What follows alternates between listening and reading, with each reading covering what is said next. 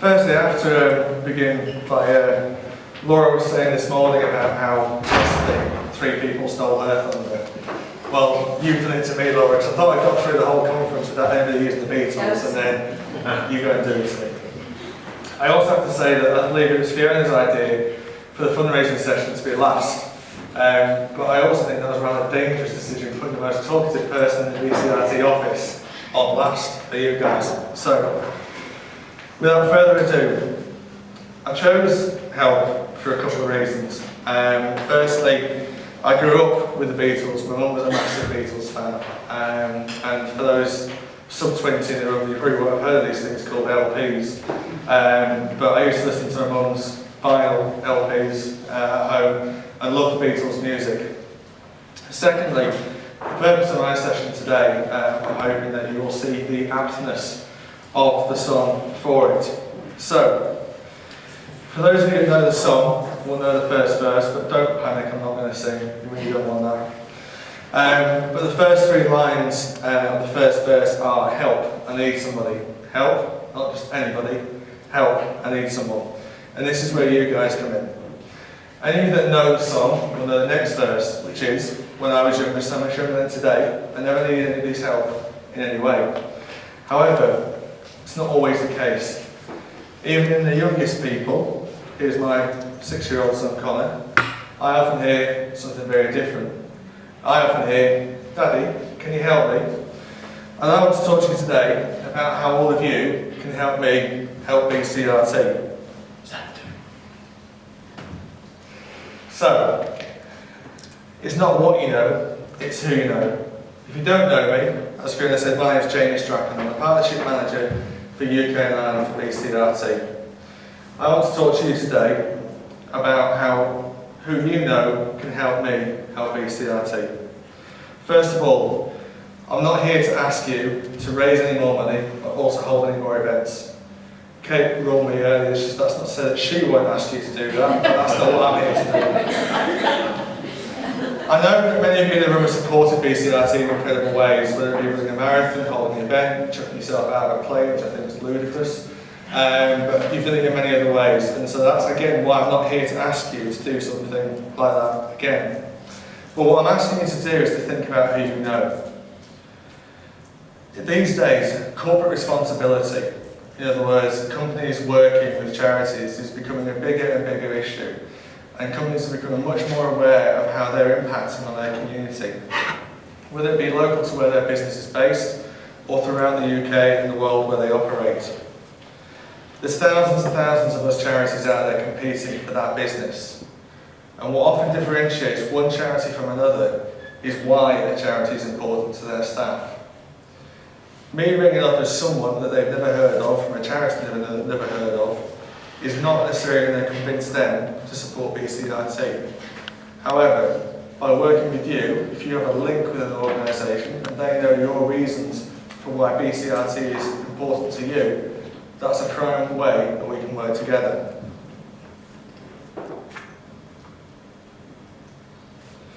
It's often amazing when we think about the networks and the connections that we have in the world. As I talk, what I want you to do is think about who you know. Now, my wonderful colleagues in the fundraising team, Kate and Holly, they warned me that I couldn't call them my assistants for fear of death, but they will be passing out these help cards. What I want you to do as I'm talking through is note down any contacts you think that may be useful to me. Now, that includes staff and it includes trustees as well. You don't get out of it that easily.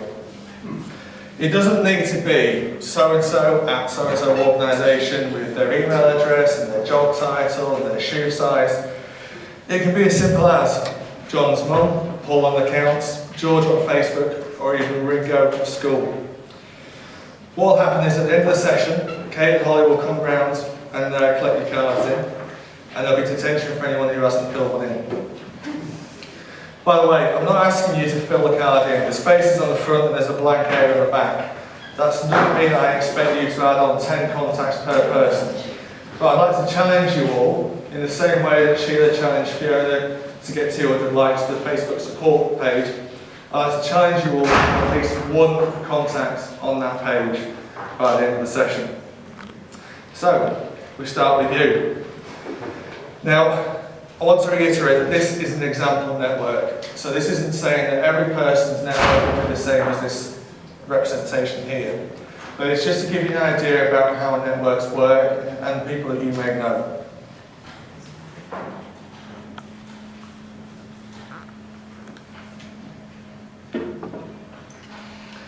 So we begin with where you work.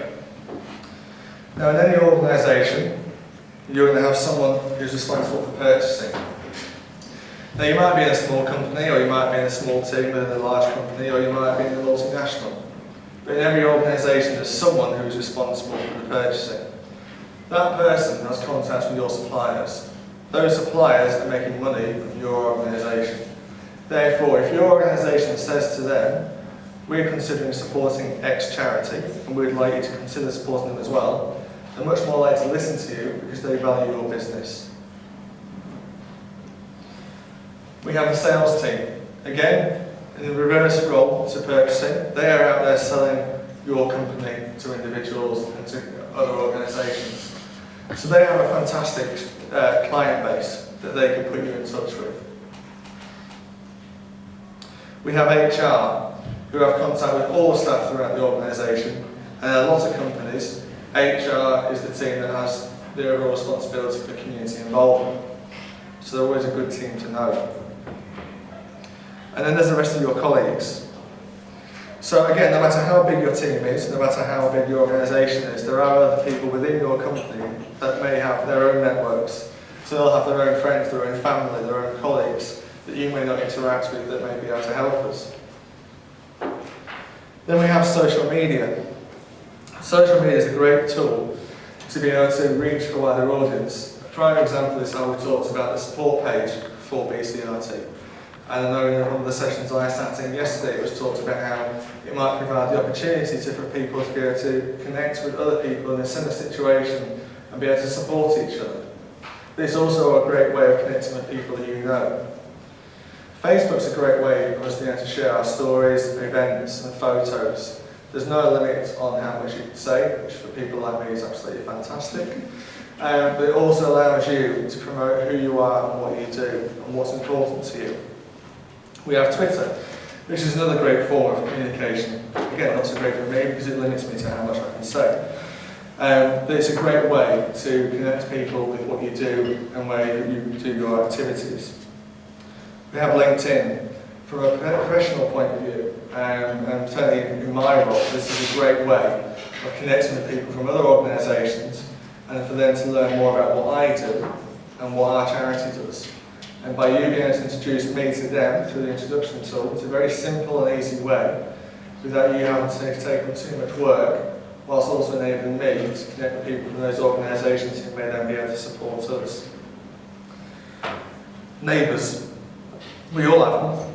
You might not like them, you might not know them very well, but we all have them. If you do know them, and you do, the event is a great way of engaging with the school, enabling them to fundraise for BCRT, whilst also spreading awareness of what primary bone cancer is.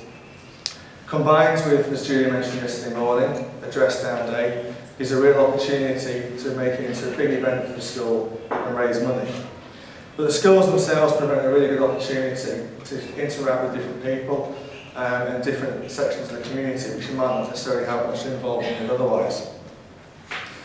If you're wondering why I'm doing ballerinas on here, essentially our children do all sorts of activity, whether it's dancing or sport or other activities, such as when I was at school in the chess club, because I was a complete as a geek. They all do something. And so the people they're in those groups with will have the organisers of that group. You then have the parents of those children of that group. So the network spreads even further.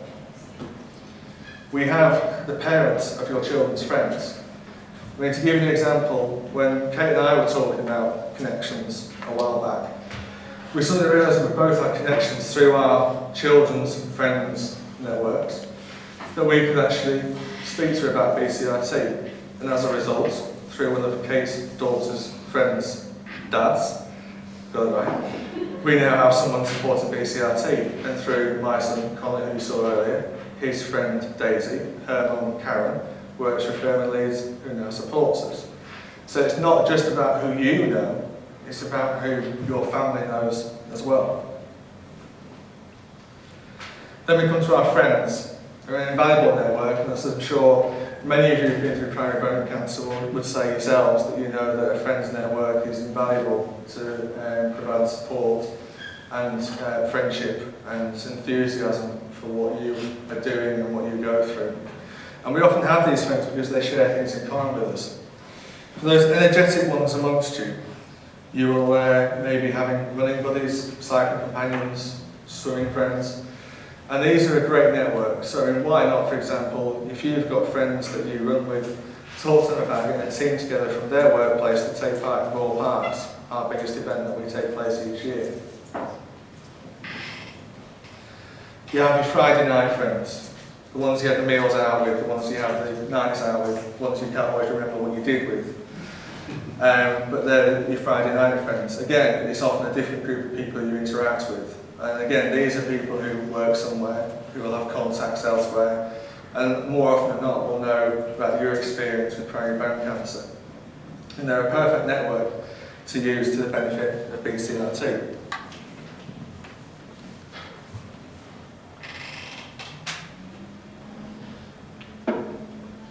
We have football friends. And I have to use this image purely for John Dealey's benefit. I'm sure he'd appreciate it. No, I think the wigs in the room will agree that I've got the right team. Thank you. There you go. John Dealey, outnumbered yet again. So we have our football friends. So football friends, it may be a case if you have a season ticket, unfortunately like John Dealey does, and you go to a match, you'll be sitting next to the same people week in, week out. You may, unlike me, be a bit further away from your team, but it's still there. And so you may enjoy watching them on the TV, you may sit down in the pub or at home with the same people. Next time you're doing that, you're talking about how rubbish your defence is.